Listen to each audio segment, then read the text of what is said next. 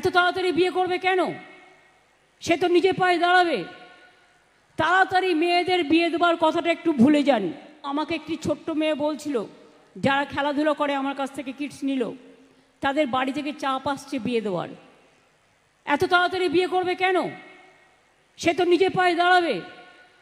তাড়াতাড়ি মেয়েদের বিয়ে দেওয়ার কথাটা একটু ভুলে যান।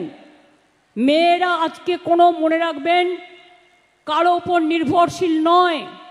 তারা নিজেরা নিজেদের পায়ে দাঁড়াতে পারে এবং তারা দরকার হলে পরিবার চালাতে পারে, দেশ চালাতে পারে, প্লেন চালাতে পারে, রেল চালাতে পারে, ডাক্তার হতে পারে, ইঞ্জিনিয়ার হতে পারে।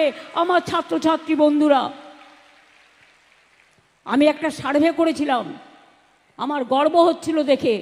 কেউ পাইলট হয়েছে কন্যাশ্রী, কেউ ডাক্তার হয়েছে, কেউ ইঞ্জিনিয়ার হয়েছে, কেউ প্রফেসর হয়েছে।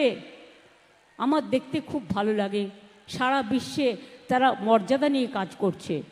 মা বোনেদের আমি রিকোয়েস্ট করব, এত তাড়াতাড়ি বিয়ে দেওয়ার কোনো দরকার নেই। ওদের নিজে পায়ে দাঁড় করান।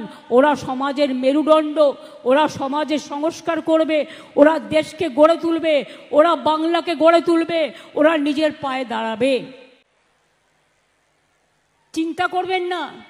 আর যখন এদের 25 বছর বয়স হচ্ছে, কন্যাশ্রী 25,000 টাকা পাচ্ছে।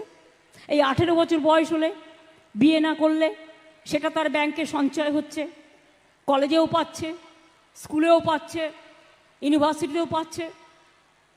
তারপরে আছে স্বামী বিবেকানন্দ কাম মেরিট স্কলারশিপ, যারা জেনারেল কাস্ট তারাও পাচ্ছে। কোনো জনজাতি, কোনো জাতি, কোনো কাস্ট আমাদের রাজ্যে বঞ্চিত নয়। We are all together. আমরা সবাই